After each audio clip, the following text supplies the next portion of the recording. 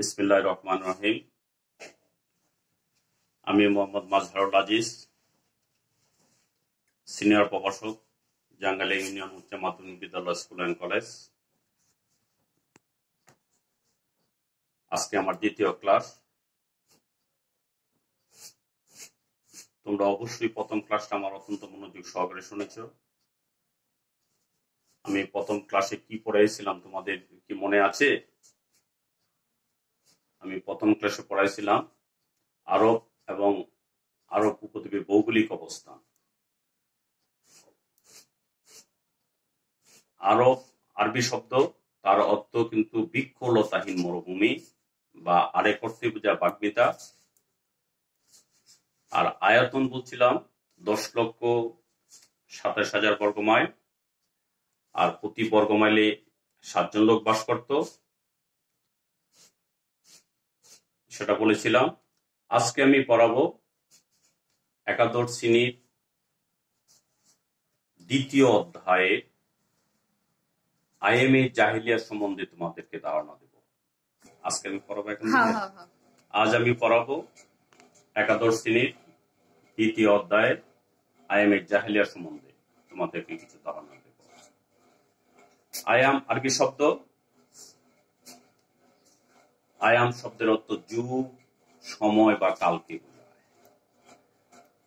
আর জাহেলিয়া বলতে অজ্ঞতা, বর্বরতা, তমচ্ছন্নতা বা কুসংস্কারকে বোঝায়। তাহলে আয়ামে জাহেলিয়াটাকে দুইটি ভাগে ভাগ করছে, একটা হলো আয়াম আর একটা হলো জাহেলিয়া। আয়াম অর্থ কি বলছি? আয়াম অর্থ সময় বা কাল বা যুগ। আর জাহেলিয়া বলতে কি বোঝায়? অজ্ঞতা, বর্বরতা, তমচ্ছন্নতা বা অন্ধকার যুগকে জাহেলিয়া যুগ বলা হয়। এক কথা আয়ামে জাহেলিয়া বলতে কি বোঝায়? কি আয়ামে জাহেলিয়া বলতে বোঝায় অজ্ঞতার যুগ, বর্বরতার যুগ, তমচ্ছন্নতার যুগ বা কুসংস্কারের যুগ। সেই যুগে কোন রকম কৃষ্টি, আচার, রীতি নীতি বা কোন প্রকার তাদের মধ্যে অনুসূচনা, অনুভূতি বা ধর্মীয় চেতনাবোধ বলতে কিছুই ছিল না। তারা ইচ্ছা মতো যা খুশি তা করত, তাদের কোনো বাধা দেওয়ার কেউ ছিল না। সেই সময় তার গুপ্ত ভিত্তিক বসবাস করত। গুপ্ত ভিত্তিক বলতে বোঝায় এক একটা গোত্রের মধ্যে কিছু কিছু লোক এক একটা, যেমন আমাদের এক একটা বাড়িতে এক একটা বাড়ি বা এক একটা বংশ নিয়ে যেমন একটা গোত্র বা বংশ বোঝায়, তাহারাও সেরকম কিছু কিছু লোককে নিয়ে তাবু কেটে তারা গোত্রে বাস করত। আর গোত্রের প্রধানকে কিন্তু বলা হইতো শেখ। আর শেখ কিভাবে নির্বাচিত হতো সেটা জানো? শেখ নির্বাচিত হতো সেইভাবে যার পেশি শক্তি বেশি, বুদ্ধিমত্তা বেশি, সেইভাবেই কিন্তু শেখ নির্বাচিত হতো। শেখের নির্দেশেই তাহারা চলাফেরা করত এবং শেখই তাদের ভালো মন্দ সবকিছু বিচার সালিশ করত। এটাকে বলা হয় শেখ। এখন আসো আইএমএ জাহেলিয়ার সময়কাল বা বিভিন্ন ঐতিহাসিকরা যে সংজ্ঞা দিয়েছেন, জাহেলিয়ার সংজ্ঞা দিয়েছেন, সেই সম্বন্ধে তোমাদেরকে বলব। আইএমএ জাহেলিয়া সম্বন্ধে বিভিন্ন ঐতিহাসিকদের বিভিন্ন মতভেদ বা বিভিন্ন মতবাদ রয়ে আছে। কোন কোন ঐতিহাসিক বলেন হযরত আদম আলাইহিসসালামের জন্মের পর থেকে ইসলামের নবুয়ত পর্যন্ত এই সুদীর্ঘ সময়টা ছিল জাহেলিয়া যুগ। আবার আরব ঐতিহাসিকরা মনে করেন হযরত ঈসা আলাইহিস সালামের উপাতির পর থেকে, উপাত মানে তিরোধান বা মৃত্যু, উপাতির পর থেকে নবুয়তের পূর্ব পর্যন্ত সময়টা ছিল জাহেলিয়া যুগ। কিন্তু ইউরোপীয় ঐতিহাসিক নিকলসন বলেন ইসলামের আবির্ভাবের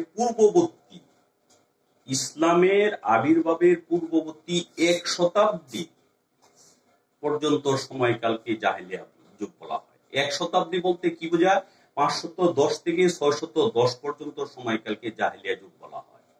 অর্থাৎ হযরত মুহাম্মদ সাল্লাল্লাহু আলাইহি সাল্লামের নবুয়তের পূর্ববর্তী সময়টাকে জাহেলিয়া যুগ বলা হয়।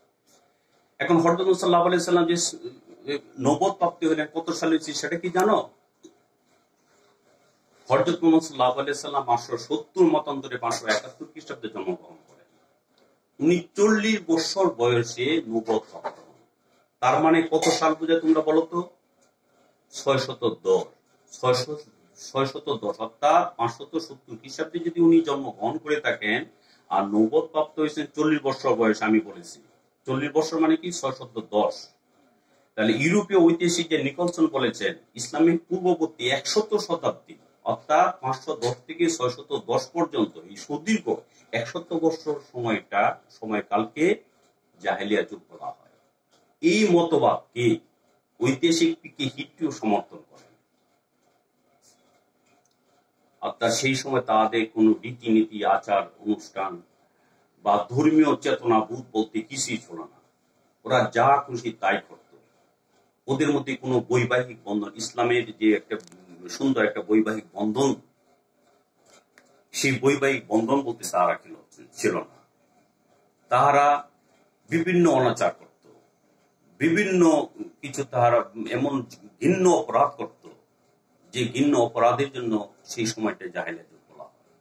কন্যা সন্তানকে তোমরা শুনলে অবাক হবে, সেই সময় কারোর ঘরে যদি কন্যা সন্তান জন্ম হইত তাকে জীবন্ত কবর দিত বা গিলোটিনের আঘাতে হত্যা করা হইতো। এখন হয়তো বা তোমাদের প্রশ্ন আসতে পারে গিলোটিনটা কি? তোমরা কি জানো গিলোটিনটা কি? গিলোটিনটা বলতে বোঝায়, এখানে মানে বিভিন্ন মতবাদের বিভিন্ন বইয়ের মধ্যে ঐতিহাসিক বালাজুরির মধ্যে গিলোটিনটা বলতে বোঝাচ্ছে, গিলোটিন হলো এই যে গাছ কাটে যে করাত দেখছো না, গাছ কাটে যে করাতের মতন এরকম দাঁত আছে এবং সেটা অত্যন্ত সূক্ষ্ম এবং চুলের যে চিকন তীক্ষ্ণ ধার, এটা দিয়ে যেমন এই যে হিন্দুরা পাঁটা বলি দেয় না, এক কুবে কেটে গলা এভাবে কেটে ফেলা, ঘাড় কেটে ফেলা, সেটা সেই রকম দাঁত, তীক্ষ্ণ দাঁত, চুলের মতন ধার, চিকন এবং দাঁত এই যে গাছ কেটে করাতের মতন দাঁত, সেটাকে বলা হয় গিলোটিন। হয় জীবন্ত কবর দিত, নাহলে গিলোটিনের আঘাতে হত্যা করা হতো। আর দাসদাসীদের অবস্থা ছিল অত্যন্ত করুণ। মনিবের ইচ্ছা অনুযায়ী, মনিবের খুশি অনুযায়ী তারা চলাফেরা করত। তারা এমন ভাবে নির্যাতিত ছিল, কখন দিন হয় কখন রাত হয় সেই জিনিসটা পর্যন্ত তারা উপলব্ধি করতে পারত না। সেই জিনিস সময় তারা সূর্যের দিকে তাকাইতেই পারত না। সূর্য দেখতে কখন রাত হয়েছে কখন দিন হয়েছে সেইটাই দেখতে পারত না। কিন্তু হযরত মুহাম্মদ সাল্লাল্লাহু আলাইহি সাল্লাম বিদায় হজের মধ্যে বলেছিলেন, তোমরা যা খাবে যা পরবে দাস দাসীদেরকে তাই খাওয়াবে তাই পরবে। কিন্তু সেই রীতি কি তখন ছিল? এই কারণে ঐতিহাসিক নিকলসন, ইউরোপীয় ঐতিহাসিক নিকলসন এবং পিকে হিট্টি সেই সময়টায় নির্ধারণ করেছেন। সেই সময়টাকে জাহেলিয়া যুগ বলা হয়। কি নির্ধারণ করেছিলেন? ইসলামের পূর্ববর্তী 1 শতাব্দী পর্যন্ত, 1 শতাব্দী বলতে 100 বছর বোঝায়, এটা তো অবশ্যই বুঝতে পারছো। 510 থেকে 610 খ্রিস্টাব্দ পর্যন্ত এই সময়টাই ছিল জাহেলিয়া যুগ। এইটাই বিভিন্ন ঐতিহাসিক সেই মতটাকে কিন্তু পোষণ করেছেন, বিভিন্ন মত দিয়েছেন। আমি তাহলে আজকে কি পড়লাম? আমি প্রথমে বলছি আয়ামে জাহেলিয়া বলতে কি বোঝায় এবং জাহেলিয়ার সময়কাল এবং জাহেলিয়ার সংজ্ঞা সম্বন্ধে আমি ধারণা দিলাম। তাহলে আমি কি বলেছিলাম? জাহেলিয়া কাকে বলে? জাহেলিয়া আরবি শব্দ, আয়ামত যুগ বা সময়কাল, আর জাহেলিয়া তো অজ্ঞতা বা বর্বরতা। আয়ামে জাহেলিয়া বলতে বোঝায় অজ্ঞতার যুগ, বর্বরতার যুগ, তমচ্ছন্নতার যুগ বা কুসংস্কারের যুগ। আর সময়কাল কি সময়কাল সম্বন্ধে কি বলছি? সময়কাল সম্বন্ধে বলছি হযরত আদম আলাইহিস সালামের জন্মের পর থেকে হযরত মুহাম্মদ সাল্লাল্লাহু আলাইহি সাল্লামের নবুয়ত প্রাপ্তি পর্যন্ত সময়টা কি ছিল? জাহেলিয়া যুগ। আবার আরেকটা কিন্তু বলছি হযরত ঈসা আলাইহিস সালামের তিরোধানের পর থেকে, তিরোধান মানে মৃত্যুর পর থেকে বা উপাতের পর থেকে নবুয়ত নবুয়ত প্রাপ্তি পর্যন্ত সময়টা ছিল জাহেলিয়াত যুগ। কিন্তু বিভিন্ন ঐতিহাসিক যে মতটাকে যে মতের সাথে একমত পোষণ করেছেন, সেই মতটার সম্বন্ধে সেটার সম্বন্ধে কি সংজ্ঞা দিয়েছে, সেই মতটার সম্বন্ধে সংজ্ঞা দিয়েছে ইসলামে 1 শতাব্দী পর্যন্ত, ইসলাম আবির্ভাবের পূর্বে 1 শতাব্দী পর্যন্ত সময়টা ছিল জাহেলিয়াত যুগ।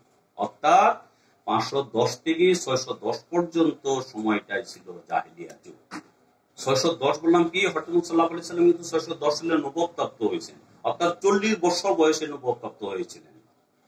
হযরত মুহাম্মদ সাল্লাল্লাহু আলাইহি ওয়াসাল্লাম 570 খ্রিস্টাব্দে জন্মগ্রহণ করেন, আবার 40 বছর বয়সে নবুয়ত প্রাপ্ত হলেন 610 খ্রিস্টাব্দে। এই কারণেই বলছি 510 থেকে ইসলামের আবির্ভাবের পূর্ববর্তী 1 শতাব্দী, 510 থেকে 610 পর্যন্ত সময়টাই ছিল জাহেলিয়াত যুগ। এই যুগটাই নামে কিন্তু জাহেলিয়াত, এটাকে বিভিন্ন ঐতিহাসিকরা এই মতের সাথে একমত পোষণ করেছেন। আশা করি তোমরা আমার কথাগুলি বুঝতে পারছো। আমি বিশ্বাস করি তোমরা ভালো করে বুঝতে পেরেছো, এবং সামনের ক্লাসগুলিতে আমি কিন্তু পুনরায় পুরাতন ক্লাসের 5 মিনিট বা 7 মিনিট রেফারেন্স নিয়ে আমি কিন্তু পরবর্তী ক্লাস শুরু করব। পরবর্তী ক্লাস হবে কি, আইএমএ জাহেলিয়াত যুগে তাদের রাজনৈতিক অবস্থা, সামাজিক অবস্থা, ধর্মীয় অবস্থা কিরকম ছিল সেই সম্বন্ধে তোমাদেরকে ধারণা দেব। আজ তাহলে সেই পর্যন্তই। খোদা হাফেজ। তোমরা সকলেই ভালো থাকো।